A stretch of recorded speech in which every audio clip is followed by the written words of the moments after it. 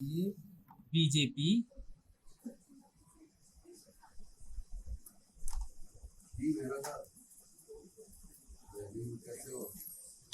BJP को 3 vote मिले हैं, समाजवादी पार्टी को करने, और इसे 4 वोट करते हैं लगातार। टाइम रखा हुआ था।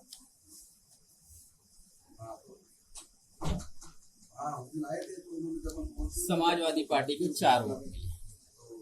आज कैमरे के सामने मैं ईवीएम का बटन दबाने जा रहा हूं प्राइम टाइम के इस प्रोग्राम में। ईवीएम एक्सपर्ट को इस डेमो मशीन से छेड़छाड़ करने की चुनौती दे रहा हूं प्राइम टाइम के इस प्रोग्राम में। उम्मीदवारों के सामने का बटन मैं दबाऊंगा, इसका रिजल्ट दिखाने वाली बटन को भी मैं खुद ही दबाऊंगा। आखिरी परिणाम क्या होगा ये आपको दिखाऊंगा, आपको बताऊंगा कैमरे के सामने।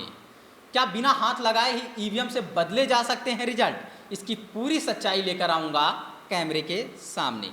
नमस्कार, मैं समर राज बोलता हिंदुस्तान के सोशल प्राइम टाइम में आपका स्वागत है। मोदी की सुनामी और चुनाव आयोग की मनमानी वाले इस संदिग्ध टाइम में आपका स्वागत है। वोटर के दरकते विश्वास और मशीन से होते चमत्कार वाले इस विशेष टाइम में आपका स्वागत है। इस वक्त को मैं निराशा का दौर क्यों कह रहा हूं, इसके लिए देखें हमारी ये विशेष रिपोर्ट, जिसमें ईवीएम एक्सपर्ट ललित कुमार बताएंगे कि ईवीएम के साथ कैसे हो सकती है छेड़छाड़। ईवीएम एक्सपर्ट कैमरे के सामने दिखाएंगे कि कैसे डेमो ईवीएम से बदले जा सकते हैं चुनाव परिणाम। 2019 के लोकसभा चुनाव के पहले और लोकसभा चुनाव के बाद सबसे बड़ा जो सवाल था ये कि क्या ईवीएम पर देश भरोसा करेगा।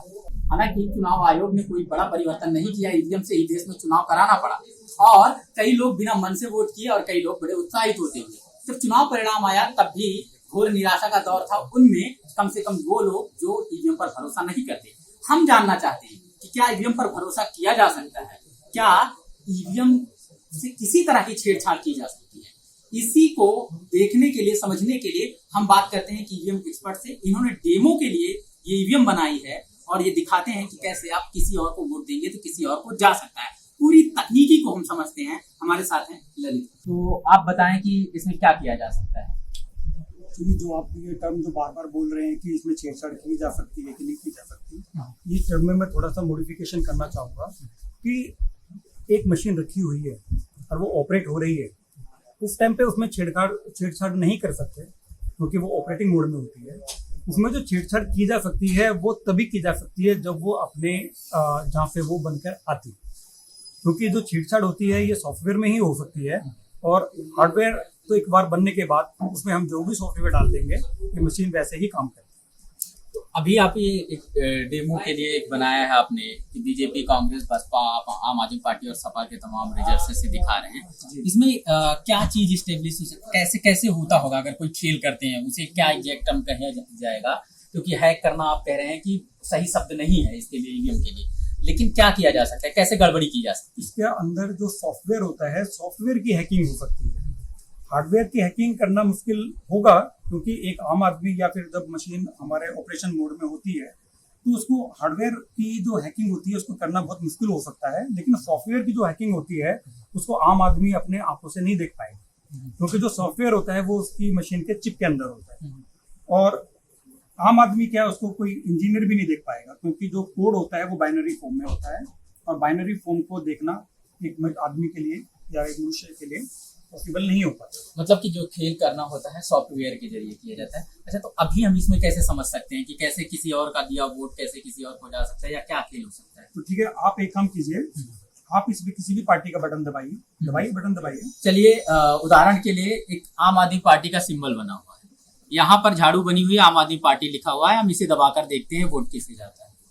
ये डिस्प्ले पर दिखा रहा है आम आदमी पार्टी वोट प्राप्त हुआ। ठीक है, आप दोबारा भी बटन दबा सकते हैं किसी भी पार्टी का बटन। एक हम समाजवादी पार्टी का दबा रहे हैं और समाजवादी पार्टी वोट प्राप्त हुआ, धन्यवाद। ठीक है, दोबारा आम आदमी पार्टी का दोबारा दबा दीजिए, किसी का भी दबा दीजिए। आम आदमी पार्टी को वोट प्राप्त हुआ। हमने 2 बार आम आदमी पार्टी का दबाया, 1 बार समाजवादी पार्टी। ठीक है, अब आप इसका रिजल्ट देख लीजिए, रिजल्ट क्या होगा। जितना बटन आपने प्रेस किया था उतना ही आपको दिख रहा है। बीजेपी 0, आम आदमी पार्टी 2 और समाजवादी पार्टी 1। ठीक है, जितना आपने बटन प्रेस किया था बिल्कुल सेम इसके अंदर नजर आ रहा है ना। बिल्कुल, जो हमने दबाया वही आया। ठीक है, अगर हम इस मशीन को अब सपोज कीजिए कि आपने रिजल्ट नहीं देखा, हम इसको दोबारा 0 कर देते हैं। ठीक है, दोबारा जो 0 हो गया, हाँ हाँ। आप इसको दोबारा वोटिंग करिए। अब हम उदाहरण के तौर पर बहुजन समाज पार्टी का सिंबल दबा रहे हैं। ठीक है, ठीक है। एक बार और दबा दीजिए इसी पार्टी का। इसी पार्टी का। ठीक है, दो वोट हमने बसपा को दे दिए। आपने 2 वोट बसपा को दिया। आप याद रखेंगे इस बात को। बिल्कुल। ठीक है, अब मैं इस मशीन को ऑफ करके रख देता हूँ। ठीक है, मैं इस मशीन को ऑफ कर रहा हूँ। वोटिंग हो गई, मशीन ऑफ करके रख दी गई। ठीक है, देखिए मशीन ऑफ हो रही है और मैं इसकी पावर भी निकाल देता हूँ। ठीक है, ये जो इसकी बैटरी है, ये बैटरी इस वायर से कनेक्टेड है, मैं इसकी बैटरी भी अलग कर देता हूँ। ठीक है, अब ये मशीन बिल्कुल डेड है, इसके अंदर कोई बैटरी नहीं लगी हुई है और ये मशीन स्ट्रॉन्ग रूम में सेफ रखी हुई है कस्टडी के अंदर। ठीक है, अब आप क्या कीजिएगा कि अब आप इसकी वोटिंग करेंगे, काउंटिंग करेंगे वोटिंग की। बिल्कुल। आपको दोबारा ऑन कीजिए, पावर लगाया, पावर लगाने के बाद अभी मशीन ऑन हो गई है। अभी मशीन ऑन होने में थोड़ा वक्त लगता है। हमने वोट करते समय 2 वोट बसपा को दिए थे। आपने वोट करते समय 2 वोट बसपा एक पार्टी को दिया था। ठीक है, अब हम इसकी काउंटिंग करेंगे क्योंकि काउंटिंग में हमें तो पता नहीं है ना कि हमने किसको वोट दिया था, वो तो गोपनीय होता है। बिल्कुल। ठीक है, अब आप अभी मशीन बूट हो चुकी है। देखिए इसमें एक मैसेज आ रहा है, press button T for result. ठीक है, रिजल्ट के लिए ये वाला बटन, रिजल्ट वाला बटन आप प्रेस कीजिए। बटन रिजल्ट हम देखना चाहते हैं, मान लीजिए 23 मई का दिन हुआ। अब आप इसका रिजल्ट देखिए। दिलचस्प है ये देखना कि बहुजन समाज पार्टी के सामने के 2 बार बटन दबाई गई और रिजल्ट भारतीय जनता पार्टी को 2 वोट आ रहे हैं। इसलिए मायने रखता है कि हमने एक बार आम आदमी पार्टी की बटन दबाई, एक बार समाजवादी पार्टी की और एक बार किसी अन्य पार्टी का, सबका रिजल्ट उसी तरह से आया। फिर दूसरी बार बहुजन समाज पार्टी के सामने की बटन 2 बार दबाया और उसके बाद इन्होंने इसे पावर कनेक्शन निकाल दिया और उसके बाद लगाया और रिजल्ट अब इस तरह से आ रहा है कि वोट दबाया गया बहुजन समाज पार्टी यानी हाथी सिंबल के सामने और अब आ रहा है भारतीय जनता पार्टी को। ये कैसे हुआ, क्या आप बता सकते हैं? आपने तो कुछ किया भी नहीं हमारे सामने। देखिए, आपने बोला था कि कुछ छेड़छाड़ हो सकती है क्या, मैंने आपके सामने, आपने तो हाथ भी नहीं लगाया। हाथ भी नहीं लगाया ना। ये एक्चुअली पूरा का पूरा जो एक काम है, जो पूरी की पूरी करामात है, ये इस सॉफ्टवेयर का इसमें करामात है। और सॉफ्टवेयर के अंदर ये जो चिप लगी हुई है, इसके अंदर एक क्लॉक चलती रहती है। इस क्लॉक का मतलब है कि इसके अंदर एक घड़ी चल रही है, जैसे आपके फोन में क्लॉक चलती रहती है, घड़ी चलती रहती है, इसी तरीके से इस मशीन के अंदर भी क्लॉक चलती रहती है, जो ये बताती रहती है मशीन को कि कब मुझको मॉक टेस्ट कराना है और कब हमारा काउंटिंग होने वाला है। तो जैसे ही काउंटिंग होगा तो ये अपना जो हम सॉफ्टवेयर के अंदर जो भी हम मैनिपुलेशन कर सकते हैं, जो हमने कोड लिखा हुआ है, वो कोड उसमें रन हो जाता है। तो ये कैसे संभव है कि उसी के अनुरूप आएगा? क्या आपने पहले से इसे फीड रखा था कि वोट किसी को भी देंगे भारतीय जनता पार्टी को जाएगा, या फिर ये रैंडम काम कर रहा है, कैसे कर रहा है? नहीं, रैंडम काम, ये इंटेंशनली हो सकता है कि यदि हम पर्टिकुलर किसी भी पार्टी को, मैं भाजपा का नाम नहीं ले रहा इसके अंदर आप किसी भी पार्टी को बोल दीजिए कि भाई हमको इसके लिए कोडिंग करनी है या इस पार्टी के लिए कोडिंग करनी है, उसी के अकॉर्डिंग कोडिंग करेंगे तो वही पार्टी जीत जाएगी। यानी ईवीएम बनाने वाले से अगर हम कह दें कि ये नीचे आम आदमी पार्टी का सिंबल बना हुआ है, आम आदमी पार्टी को ही वोट जाए, तो क्या आप ऐसा कुछ चेंज कर सकते हैं कि वो दबाए किसी और का बटन, फाइनल रिजल्ट ये आ जाए? मैंने आपको बोला ना, ये सॉफ्टवेयर है, इसके अंदर कुछ भी हो सकता है। तो हमने 2 बार बीएसपी का दबाया, आपने इसका पावर कनेक्शन निकाला और फिर उसके बाद जोड़ा, लेकिन उसके बाद तो आप कुछ नहीं किए, कह रहे हैं कि चिप के जरिए रिजल्ट आ गया। इसी तरह से जो ईवीएम भेजे जा रहे हैं दूसरी जगहों पर, क्या उन्हें पता है कि पहली बार कि कहाँ क्या सिंबल होगा, क्या सिंबल, इसमें चुनाव आयोग की भूमिका पर सवाल उठ सकता है? नहीं, मैं ये टेक्निकल क्वेश्चन नहीं है तो मैं इसका आंसर नहीं दे सकता, क्योंकि अगर टेक्निकल क्वेश्चन होता तो मैं इसका आंसर जरूर देता। चुनाव आयोग मशीन कौन सी भेजता है, क्या भेजता है, ये इससे मेरे को ना तो इसकी कोई नॉलेज है और मैं इसके बारे में कोई कमेंट नहीं। मतलब आयोग की भूमिका पर नहीं, राजनीतिक सवालों पर नहीं, लेकिन जो तकनीकी सवाल है, तो तकनीकी में हम मान लीजिए इस जहां पर कमल निशान चिन्ह है भारतीय जनता पार्टी का, यहाँ पर एक सहयोगी दल का हो, क्योंकि ये रीड कर रहा है कि हमने किसकी बटन दबाई, तो वहां पर मान लीजिए अपना दल का एक चुनाव चिन्ह है, तो वो अगर इस तरह का चिप किसी को फीड करना है, मान लीजिए वो एक्सपर्ट है, तो उसको करना है तो वो कैसे 70 सीटों पर ये करेगा और 10 सीटों पर कैसे दूसरे के लिए फीड करेगा? ये दोबारा एक राजनीतिक क्वेश्चन है कि मुझको कौन सी मशीनों को कहाँ इसे भेजना है। दूसरे उदाहरणों से भी समझा जा सकता है। मान लीजिए अगर किसी को कोई ईवीएम एक्सपर्ट है, उसे फीड करना है, तो मान लीजिए महागठबंधन के लोगों ने उसे एक तरह का ठेका दे रखा है, टेंडर दे रखा है कि चिप आपको फीड करना है, जो भी हैकर है या जो तकनीकी रूप से छेड़छाड़ करता है, तो वो कैसे फीड करेगा कि 38 सीटों पर मतलब बसपा के प्रो चली जाए और 36 सीटों पर सपा की, यानी 38 सीटों पर ये वाला सिंबल हाथी वाला रीड करे और 36 पर सपा का या साइकिल रीड करे, कैसे करेंगे? वो सॉफ्टवेयर के अंदर ये सारा काम पॉसिबल है। इसमें कोडिंग लिखने की आवश्यकता होती है। आप सपोज कीजिए ये बटन है, बटन इसको B1 बोल सकते हैं, इसको B2 बोल सकते हैं, इसको B3 B4, इसी तरीके से ये जो मशीन के बटन होते हैं उनको ये पता नहीं होता है कि ये बटन जो है कौन सी पार्टी के लिए असाइन किया हुआ है। अगर जब हम इसमें कोडिंग करते हैं तो वो कोडिंग के अंदर B1 सपोज कीजिए B1 है या B2 है, B3 है, तो कोडिंग में हमें वो B1 B2 डालना पड़ता है। और अगर हम चाहें कि हम इन दो बटनों का डेटा को एक साथ जोड़ के उनको एक साथ रिप्रेजेंट करें, तो वो भी कोडिंग के अंदर आसानी से हो सकता है। मतलब जरूरी नहीं है कि ऊपर जो तस्वीर दिख रही है, जो सिंबल दिख रहा है, उससे मशीन को कुछ रीड करने की जरूरत है। मशीन काम करेगा कोड पर, तो कोडिंग के साथ खेल हो सकता है। तो क्या ऐसा होता है कि कोडिंग करने वाले लोग मतलब देश से बनता है या बाहर से? कोडिंग कौन करता है? सॉफ्टवेयर इंजीनियर्स करते हैं। इंजीनियर्स करते हैं। तो जो हमारे यहाँ से जो ईवीएम बनाने वाले जिनका टेंडर है वो करते हैं या बाहर से कोई सॉफ्टवेयर मंगाया जाता है? कहाँ से है? एक्चुअली ये जो इसका हार्डवेयर है मशीन का, जो इसमें चिप वगैरह होती है, ये कुछ देश में भी बनती है, कुछ विदेश से भी लानी पड़ती है। और लेकिन जो इसका सॉफ्टवेयर है वो भारतीय इंजीनियर्स के द्वारा ही बनाया जाता है। भारतीय इंजीनियर्स की पूरी टीम लगी हुई होती है, जिसको टेक्निकल एक्सपर्ट कमेटी बोलते हैं। उन्हीं के देखरेख में ही पूरे इंजीनियर्स इसका सॉफ्टवेयर डिजाइन करते हैं।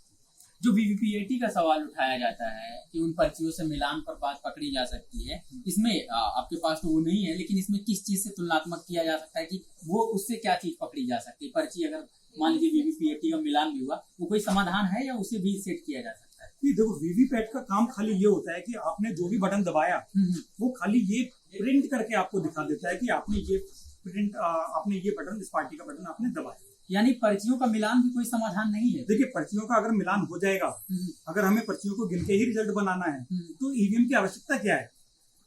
अगर हमें सभी जगह पे पर्चियों को गिन के ही रिजल्ट बनाना है, तो पर्चियों पर ही वोट क्यों? तो पर्चियों पे ही वोट क्यों ना हो जाए? तो इतना ड्रामा करने की आवश्यकता क्या है? ये ईवीएम, ये वीवीपैट और ये सब जो भी इतना खर्चा होता है, और इसमें जो देश में हमारे जो जिनकी ड्यूटी लगाई जाती है वो भी टेक्निकल एक्सपर्ट नहीं होते हैं। तो इतना उनको प्रशिक्षण देने में, उनको ट्रेनिंग देने में और जितना मैन पावर खर्च होता है, वो करीब जो हमारा बैलेट पेपर से वोटिंग होती है उससे कहीं ज्यादा खर्च होता है। तो ये किस किस मामले में ईवीएम किफायती किसी तरह से है कि नहीं? मतलब ईवीएम से कोई फायदा है कि नहीं? देखिए, टेक्नोलॉजी का जो यूज होता है वो दो तरीके से यूज हो सकता है, डेस्ट्रक्टिव एंड कंस्ट्रक्टिव। जो डेस्ट्रक्टिव होता है वो बहुत खतरनाक होता है, लेकिन जो रेस्ट्रिक्टिव जो होता है, जो कंस्ट्रक्टिव होता है, वो बहुत ही फायदेमंद होता है। अगर हम ईवीएम का यूज करें तो इससे एक तो हमारा पेपर का बचत होगा, और ये एक बहुत ही सुगम तरीका है वोटिंग करने का, जिसमें खाली हमें वोट दबाना पड़ता है और वोटिंग हो जाती है। बैलेट पेपर पे क्या होता है कि हमें स्टैंप लगानी पड़ती है, फिर उसको मोड़ना पड़ता है, फिर बक्से में डालना पड़ता है, थोड़ा लेंथी प्रोसेस है। वो लेंथी तो है, लेकिन वो विश्वास वाला प्रोसेस है। उसमें क्या है कि एक बगैर पढ़े लिखा आदमी, जिसको टेक्नोलॉजी का कुछ ज्ञान भी नहीं है, उसको पूरा यकीन होता है कि भाई मैंने जिस पार्टी को आगे ठप्पा लगाया और मैंने खुद अपने हाथों से पर्चे को मोड़ के बक्से में डाला। लेकिन ये जो इलेक्ट्रॉनिक को जो डिवाइस है, इसमें जो मतदाता होता है उसको ये पता नहीं होता कि मेरा जो वोट दिया है वो कहाँ पर गया। हालांकि उसने पर्ची देख ली है कि जो वीवीपैट पे पर्ची प्रिंट होके आई है, लेकिन अभी जैसे मैंने आपको डेमो भी दिखाया, भले ही आपने जिसका बटन दबाया वो आपको दिखा भी, लेकिन फिर भी आपने एक जरूरी बात इन्होंने जो उठाई कि इससे थोड़े बहुत कागज का बचाव हो सकता है, लेकिन सोचिए 5 साल की सरकार तय करने के लिए उतने कागज को बचाकर क्या करेंगे, जितने कागजों पर छाप कर दैनिक जागरण, अमर उजाला जैसे अखबार रोज दंगे की भावना फैलाते हैं, जिनकी 5 करोड़ कापियां रोज बिकती हैं, उससे क्या ही फायदा हो जाएगा? क्या वो कागज की बर्बादी नहीं है? तो इसे हम बड़ा तर्क नहीं मान सकते हैं कि खैर ये राजनीतिक सवाल है आप तकनीकी बातों से, तो कागजों का लेकिन बचाव उतनी बड़ी चीज नहीं है अभी। क्योंकि वीवीपीएटी का एक सवाल हमने किया, तो वीवीपैट से जो चीज है वो सिर्फ प्रिंट है, हम उसे ये ना मान लीजिए यहाँ का सुप्रीम कोर्ट किसी तरह से फोर्स करता है कि अगले चुनाव में जो भी वोट पड़ेंगे वीवीपैट पर्चियों से पूरा मिलान हो, तो पूरा मिलान भी कोई समाधान इसलिए नहीं हो सकता क्योंकि वो इसी का प्रिंट है जो फाइनल रिजल्ट आया, या फिर वोट देने का वो प्रिंट है।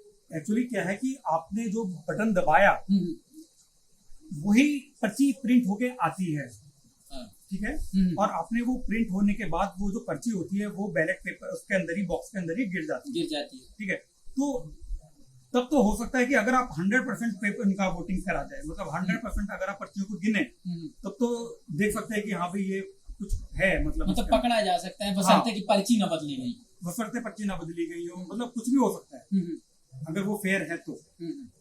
अच्छा, किन किन देशों में ईवीएम इस्तेमाल हो रहा है, आखिर में हम बातचीत की करते हैं कि क्या इस तरह की तकनीकी की जरूरत इस देश में है, क्या इतनी भी तकनीकी उन देशों में नहीं डेवलप हो पाई है जो अभी भी पर्चियों पर चुनाव करा रहे हैं, क्या वो बहुत पिछड़े देश? हमारा जो देश है वो एक अंडर डेवलप्ड कंट्री है, और इसकी जो टेक्नोलॉजी है, भले ही हम ये बोले कि हमारी टेक्नोलॉजी विश्व की बहुत उन्नत टेक्नोलॉजियों में से आती है, तो मेरा एक प्रश्न ये है कि अगर हमारी टेक्नोलॉजी रियली में अगर इतनी डेवलप है तो हम बाहर से जो रफेल वगैरह जो मंगाते हैं तो हम हिंदुस्तान में ही क्यों नहीं बना लेते? अगर हमारी टेक्नोलॉजी इतनी अच्छी है, हम इन जो टेक्नोलॉजी बनाते हैं बाहर से, जो हम इंपोर्ट करते हैं टेक्नोलॉजी को, वो इंपोर्ट क्यों कर रहे हैं टेक्नोलॉजी? अगर हमारी टेक्नोलॉजी इतनी ही ज्यादा एडवांस है तो हम ओवरऑल तकनीकी की तो बात है ही, हम कह रहे हैं ईवीएम क्या जिन देशों ने बनाया या जिनके यहाँ से बड़े बड़े इसके सॉफ्टवेयर बनते हैं वहाँ इस्तेमाल होती है? एक्चुअली ये जो ईवीएम है किसी भी देश में इस्तेमाल हो सकती है, लेकिन वहाँ के जो कंट्री के जो लोग हैं वो बहुत जागरूक हैं, वो पढ़े लिखे लोग हैं, उनको टेक्नोलॉजी का ज्ञान है, हर घर में वहाँ पे इंजीनियर है, हर घर में जो भी लोग हैं वहाँ पे मतलब साक्षर रेट उनका 100% है। आप केरल को उदाहरण ले लीजिए, केरल में जो होता है वहाँ पे जो साक्षर लेवल है, जो लिटरेसी जो रेट है वो 100% है, ठीक है। तो वहाँ पे जो मतदाता है वो जागरूक है। अगर किसी ने भी वहाँ पे ये छेड़छाड़ की कि भी वोटिंग मशीन में कुछ घपला हो सकता है, तो तुरंत वो उसकी मांग करेंगे कि हमें इसका सोर्स कोड दिया जाए, हमें इसकी कंपोनेंट की लिस्ट दी जाए। मुझे लगता है कि इलेक्शन कमीशन शायद इस चीज को ना एक्सेप्ट करे, लेकिन अगर वो कोई भी फेयर एंड चुनाव होता है तो ये चीज उनको सार्वजनिक करनी चाहिए। एक सवाल चुनाव आयोग ये दे सकता है कि हमारी मशीन अलग है, आपने जो डेमो के लिए बनाया अलग है, तो क्या कहा जा सकता है, आप ये दावा कर सकते हैं, मतलब तकनीकी जानकार होने के नाते क्या ये दावा कर सकते हैं कि उस मशीन के साथ भी इस तरह की कोडिंग की जा सकती है? ये तो एक जनरल क्वेश्चन है कि अगर आपने मशीन का नाम लिया तो मशीन तो कुछ भी कर सकते हैं ना भाई, मशीन तो एक इलेक्ट्रॉनिक डिवाइस होती है। ये मशीन, ये भी एक मशीन है और वो भी एक मशीन है। जो कंपोनेंट इसमें इलेक्ट्रॉनिक के यूज होता है, कंपोनेंट इलेक्ट्रॉनिक के कंपोनेंट उसमें भी यूज होते हैं, उसमें भी कोडिंग होती है, इसमें भी कोडिंग होती है। मतलब मशीन कोई भी हो, चाहे वो चुनाव आयोग दे रहा है, चाहे जो सब में संभव है छेड़छाड़। देखिए, अगर टेक्नोलॉजी डेवलप हुई है, और ये टेक्नोलॉजी डेवलप, ये भी एक तरह की टेक्नोलॉजी डेवलपमेंट का एक उदाहरण है, ये भी एग्जांपल है। अगर इस तरह की टेक्नोलॉजी डेवलप हो सकती है तो वहां पर भी टेक्नोलॉजी इस तरह की डेवलप हो सकती है। आखिर कमेंट के तौर पर आप ये बताइए, इससे आपने बताया कि कागज का थोड़ा एक फायदा जरूर हो सकता है, अभी आगामी चुनाव में जो भी चुनाव आने वाले हैं, दिल्ली विधानसभा, ये तमाम जगहों पर, मतलब इस देश को क्या लगना चाहिए एक, क्योंकि इस देश की डेमोग्राफी तो आप समझते ही हैं कि किस तरह दलित, पिछड़े, माइनॉरिटी तमाम लोग हैं, तो क्या आपको लगता है कि उतने शिक्षित, तकनीकी रूप से उतने एडवांस लोग हैं जो इस पे यकीन कर लेंगे, इस देश के मतलब हिसाब से इस मशीन को इस्तेमाल करना चाहिए? ये आपका प्रश्न बहुत अच्छा है, क्योंकि इस देश के जो लोग हैं वो टेक्नोलॉजी को भी एक्सेप्ट नहीं करते हैं। अगर मैं उनको बोलूं कि भाई ये बटन दबाने पे आपका वोट गलत जगह गया है, तो वो उस पर भी बिलीव नहीं करते हैं। वो कहते हैं ऐसा कैसे हो जाएगा, हमने तो खुद बटन दबाया है, हमने खुद पर्ची को देखा है, आप ऐसा कैसे बोल सकते हो? भले ही उन्होंने टेक्नोलॉजी का टी भी ना मालूम हो, लेकिन अगर आप ये पर्सन किसी इंजीनियर से पूछे या किसी वैज्ञानिक से पूछे तो उसको शंका जरूर होगी, उसको पता होगा कि कोडिंग में ऐसा करना बहुत इजी है, ये कोई ज्यादा टफ काम नहीं है। मतलब हर हाल में संदेह बना रहेगा ईवीएम पर, इसलिए इस देश के लिए बहुत अच्छा विकल्प नहीं है ईवीएम। आखिर में, क्योंकि हमारी बातचीत लगभग खत्म हो गई, क्या हम एक बार रैंडम वोटिंग करके देख सकते हैं कि रिजल्ट फिर से किसी और को जा सकता है? मैं 2-3 जगह अलग अलग वोट करूं और क्या वो किसी और को वोट जा सकता है? हाँ, आप ये देख सकते हैं। तो अभी मैं इस मशीन को दोबारा स्टार्ट करता हूँ, लेकिन आपको रैंडम वोटिंग करने के बाद क्या आप उसको याद रख पाएंगे? 3-4 हम जितना याद कर सकते हैं उतना करके। चलो, आप जो वोटिंग करेंगे उसको पर्चे पे नोट कर लीजिए। ठीक। हम वोटिंग करते समय क्योंकि जब आप वोटिंग करेंगे तो एक पर्चे पे लिखा होगा तो आपको पता रहेगा ना।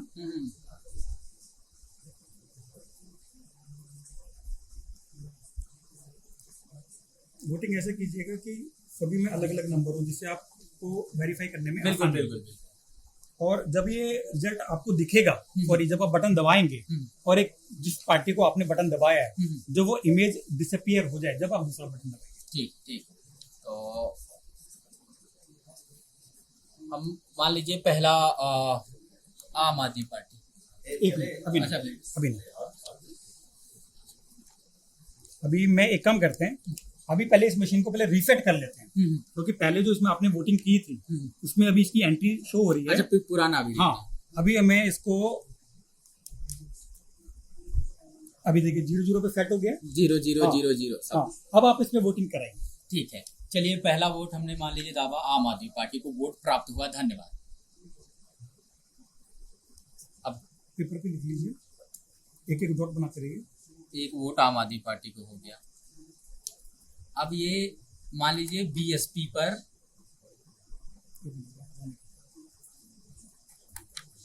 पर 2 वोट आए। अभी लगातार किसी ने बीएसपी पर 2 वोट दिए। और ये मान लीजिए बीजेपी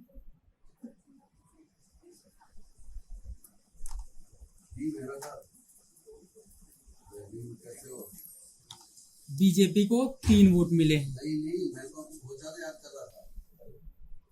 और अब आखिर में मान लिया जाए कि एक वोट कोई आ रहा है समाजवादी पार्टी को करने और इसे 4 वोट करते हैं लगातार। हम तो आए थे मिलने, वहाँ टाइम रखा था, टाइम रखा हुआ था। हाँ, उस दिन आए थे तो उन्होंने जब हम पहुंचे समाजवादी पार्टी को 4 वोट मिले।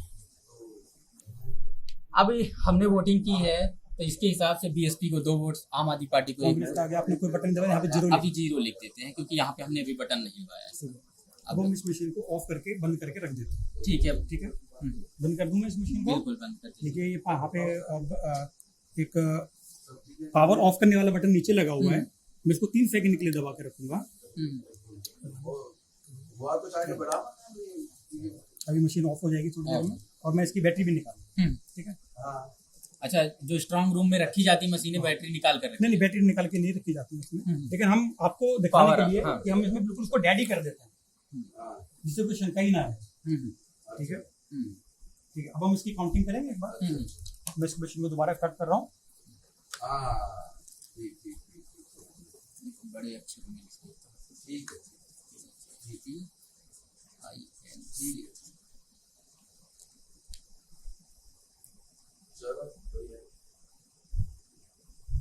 अगर आप हेर फेर नहीं हो पाया तो भाजपा की सरकार नहीं बन पाएगी।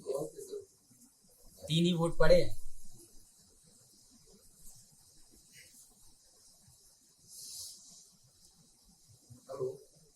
देखिए, अगर ऐसे स्वाभाविक रिजल्ट आएगा 4 तो 6 गठबंधन पे वोट पड़ जाएंगे, भाजपा आधे पे रह जाएगी गठबंधन। देखिए अभी क्या बोल रहे हैं, रिजल्ट प्रेस करने के लिए बोल रहे हैं ना। हाँ, तो रिजल्ट आप खुद ही दबाइए क्योंकि आपने सारे बटन दबाए। हाँ, तो हम रिजल्ट पर देखते हैं। हमने 4 वोट सपा को दिए हैं, 2 वोट बसपा को दिए हैं और भाजपा को 3 वोट दिए हैं। लेकिन अब हम रिजल्ट देखना चाहते हैं। रिजल्ट फिर से हैरान करने वाला, ठीक उसी तरह जैसे इस देश के चुनाव का रिजल्ट। बीजेपी को 4 वोट चले गए, पड़े 3 थे। बीएसपी को 2 वोट जबकि पड़े 2 ही थे। और समाजवादी पार्टी को 4 पड़े थे लेकिन दिख रहे हैं 3। यानी भाजपा को जो 3 पड़ा था 4 दिख रहा है, समाजवादी पार्टी को 4 पड़ा था 3 दिख रहा है। और इसके बीच में ईवीएम बनाने वाले या ईवीएम एक्सपर्ट ने कोई छेड़छाड़ नहीं की मशीन से। सारे रिजल्ट हमने दबाए, सारी बटन, तो परिणाम ये आ रहा है कि भाजपा सबसे बड़ी पार्टी बन गई। ये जो चमत्कार हुआ है, इसी चमत्कार को कभी मोदी लहर कहा जाता है तो कभी मोदी की सुनामी। ये जो चमत्कार हुआ है, इसी चमत्कार को इस लोकतंत्र के लिए सबसे बड़ा खतरा माना जा रहा है, क्योंकि वैसे ही हजारों साल से ये देश चमत्कार के जकड़ में रहा है। उस चमत्कार से निकलकर वैज्ञानिक और तार्किक बातों पर चली आए, इसके लिए भरोसे और यकीन पर होगा। और वो यकीन तभी होगा जब कोई अपने वोट पर यकीन करेगा कि उसने किसे दिया है। बाबा साहब ने विषमताओं वाले इस देश में सबसे बड़ी ताकत जिसे दी है ना, दलित, पिछड़ों और माइनॉरिटी को कि उसके वोट का अधिकार कम से कम बराबर है। अब सरकारी नौकरियों में वो बराबर नहीं देखा जाता ही, देखिए समाज में बराबर नहीं देखा जाता, लेकिन जब उसका वोट वैल्यू वही होता है जो अंबानी का भी है, अडानी का भी है, वो एक दलित, पिछड़े और माइनॉरिटी का भी है। वैसे तो ये एक डेमो मशीन है, लेकिन ये बताने के लिए काफी है कि चिप लगी हुई ईवीएम से छेड़छाड़ की जा सकती है। ये साबित करने के लिए काफी है कि जनादेश के साथ विश्वासघात किया जा सकता है। ये इशारा करने के लिए काफी है कि निराशा के इस दौर में भी किसी नेता की लहर और सुनामी बनाई जा सकती है। ये इस बात के लिए काफी है कि किसी नेता विशेष को चुनाव में बड़ी जीत दिलाई जा सकती है।